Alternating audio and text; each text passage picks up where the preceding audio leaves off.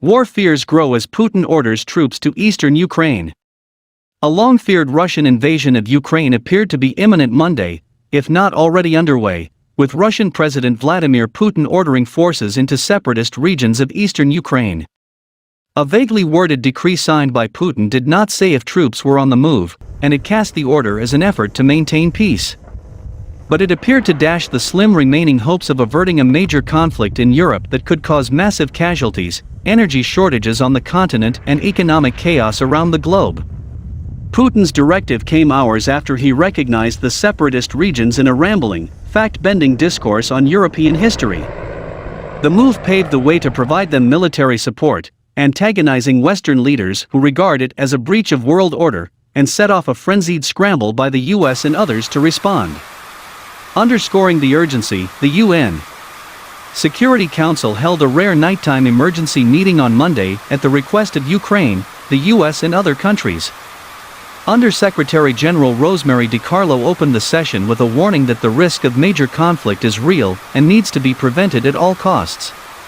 Ukraine's President, Volodymyr Zelensky, sought to project calm, telling the country, "We are not afraid of anyone or anything. We don't owe anyone anything. And we won't give anything to anyone." His foreign minister, Dmytro Kuleba, would be in Washington on Tuesday to meet with Secretary of State Antony Blinken, the State Department said. At an earlier meeting of Putin's Security Council, a stream of top officials argued for recognizing the region's independence. One slipped up and said he favored including them as part of Russia, but Putin quickly corrected him. Recognizing the separatist region's independence is likely to be popular in Russia, where many share Putin's worldview.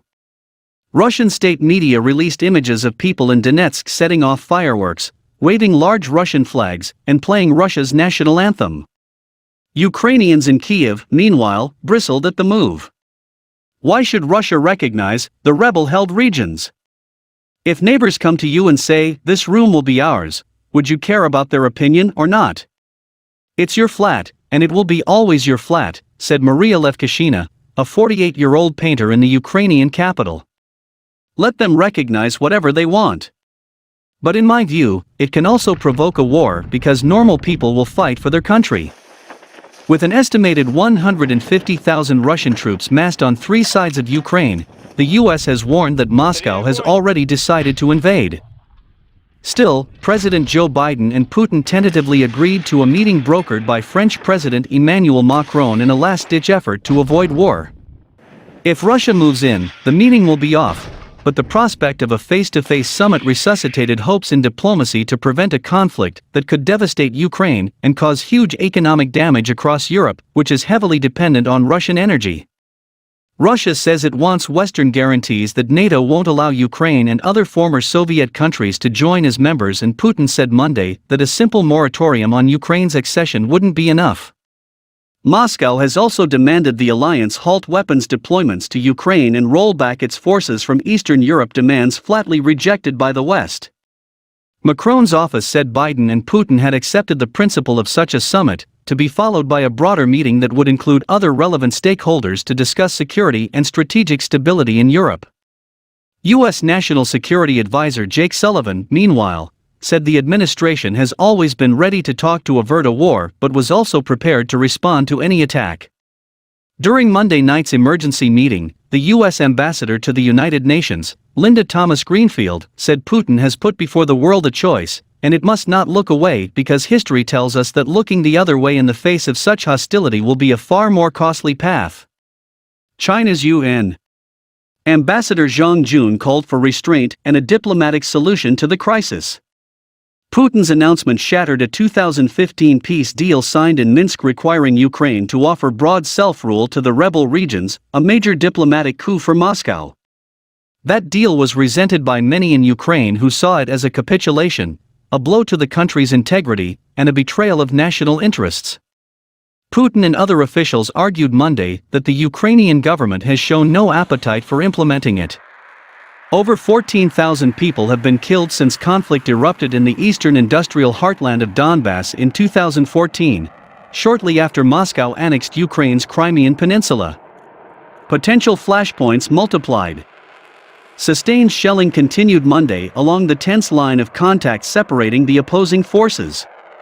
Unusually, Russia said it had fended off an incursion from Ukraine, which Ukrainian officials denied.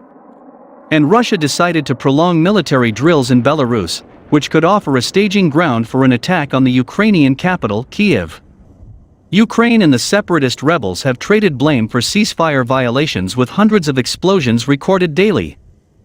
While separatists have charged that Ukrainian forces were firing on residential areas, Associated Press journalists reporting from several towns and villages in Ukrainian-held territory along the line of contact have not witnessed any notable escalation from the Ukrainian side, and have documented signs of intensified shelling by the separatists that destroyed homes and ripped up roads.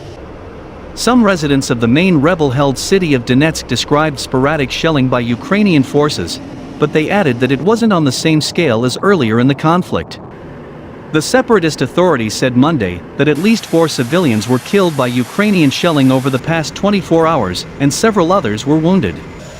Ukraine's military said 2 Ukrainian soldiers were killed over the weekend, and another serviceman was wounded Monday.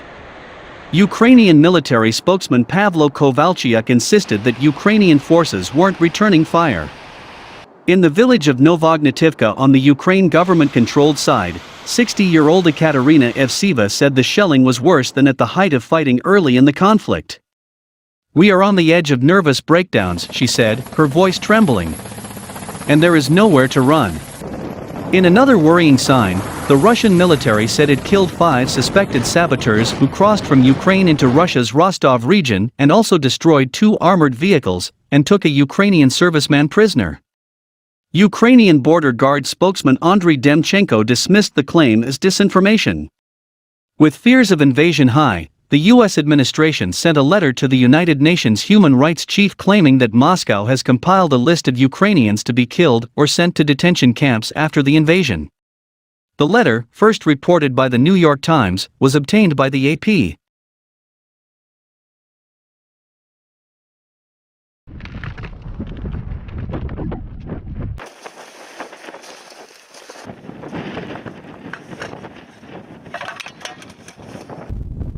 Батарея, огонь!